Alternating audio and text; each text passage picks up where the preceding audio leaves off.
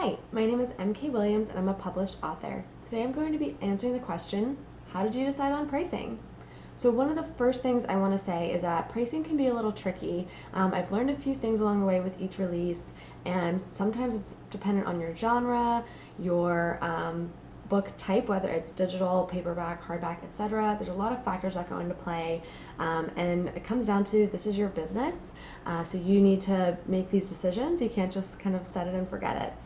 So before my first book release, I saw several blog posts everywhere that I read that was, if you are a first-time self-published author, you need to offer your book for next to nothing or free.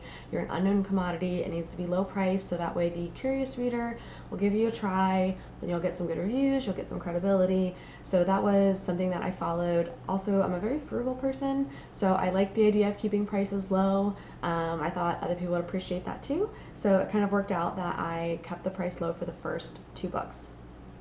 When I was ready to release my third book, I also want to do that in paperback. So with that, I knew that I have to charge more than 99 cents for a paperback book, and that a lot of that price was based on the minimum for the actual production cost through KDP Select plus a reasonable royalty.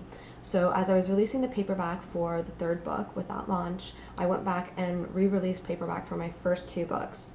At that time, I increased the ebook prices as well. So that meant that I went from doing 99 cents for each ebook to $2.99 for each ebook and $9.99 for each paperback. And that's been consistent for the first three books. That may change again later, but for now, that's consistent. So in my mind, that's a 300% markup on the digital book.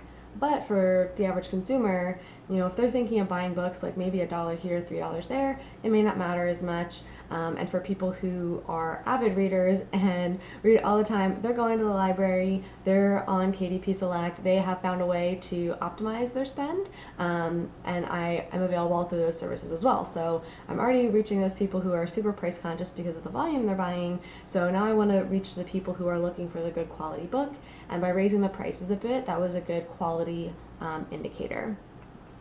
So when I released the third book, my concern was, okay, I've been going out for the past 2 years saying, oh, my books are only 99 cents, only 99 cents. Oh, did you know they're only 99 cents? So I wanted to make sure that I monitored my sales. So if they took a hit, I could quickly go back and say, and exclusive, you can save. What I did see, which was surprising because, again, I'm a frugal person, was that sales jumped with the third book. So there are a lot of factors that contribute to this. I had more media behind it, I had more reviews, I had more credibility with it being my third book. So there were a lot of things that contributed to that book performing better, but I also saw my sales for the first two books increase. So again, that could be the credibility factor. More people reading the third book, they want to check out the backlog. But the increased price did not hurt in this case. So I would say that if you are a first or second time self-published author and you're saying, okay, yeah, I'm gonna give my book away for 99 cents or for free, when am I gonna get paid for all this hard work I'm doing? The more books that you write, the more credibility you gain, the better your value as an author, and what you're contributing is recognized in the market. You can increase your price, and when you do so, that kind of rising tide effect, rising tide lifts all boats. That rising tide will lift all your boats, or in this case, all your books.